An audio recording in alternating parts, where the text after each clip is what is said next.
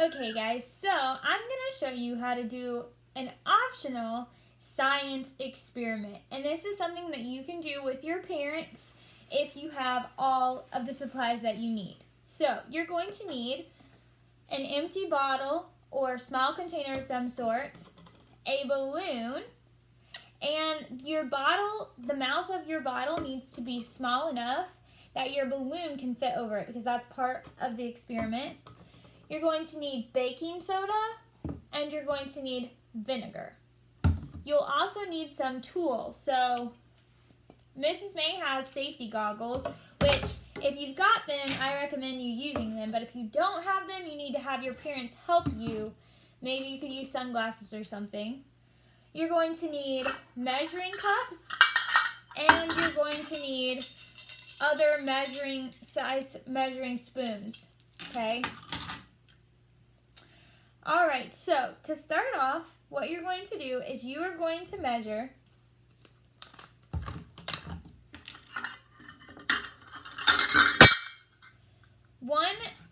half of a cup of vinegar into your bottle.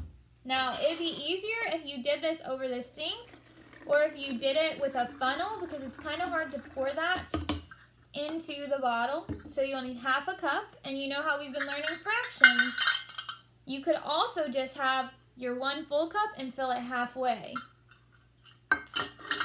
Then after you've put in half a cup, you're going to go and you're going to put in a third of a cup more. So you'll need a third of a cup. You're going to put in a third of a cup more. Once again, you should probably do this over the sink or have your parents help you if you don't have a funnel. So, I may have accidentally poured a lot of baking soda all over my kitchen table before I realized that my measuring spoon was way too big to pour it directly into my balloon. Once you've added your vinegar to your bottle, you're going to take your measuring spoons and you see where it says 1 teaspoon? You're going to measure out 1 teaspoon. Now, make sure that somebody with you has your balloon ready because after you put that teaspoon in, what you're going to need to do is you're going to need to quickly put the balloon over the mouth of the bottle. Okay, and this is a really important part because it's going to blow the balloon up. So Mr. May is going to put the balloon over the mouth of the bottle after I put the teaspoon in, and he's going to have to do it really quickly. Are you ready, Mr. May? Okay. All right, get the balloon ready. Hold the bottle for me. Okay, ready? All right, go. Go, go, go, go, go. Hold the bottle. The bottle's held. Mr. May did not do it quickly enough. We should get some gas. Hold that. Hold on.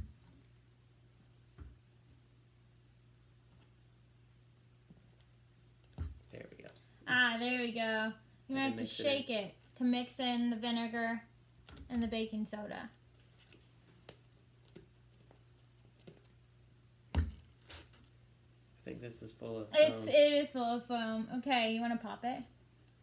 Do not try to pop it yourself. An adult must do it for you. Okay, just raise your pop it so you can see what's inside of that balloon. Okay. Put your hands.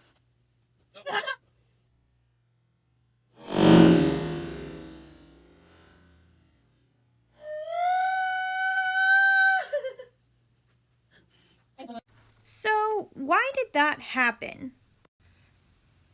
So the reason that happened is because a chemical reaction took place inside of the bottle. If you remember when we learned about solids, liquids, and gases, anytime you apply energy into one of the states of matter, it transforms into the next state of matter. Well, that vinegar is a liquid, and it's made up of water, and the vinegar is also acidic. So when we added in our baking soda, it was a base, and a chemical reaction occurred inside of that liquid. That's the same as if you applied energy into the liquid. So when we applied energy to the liquid, it transformed into a gas.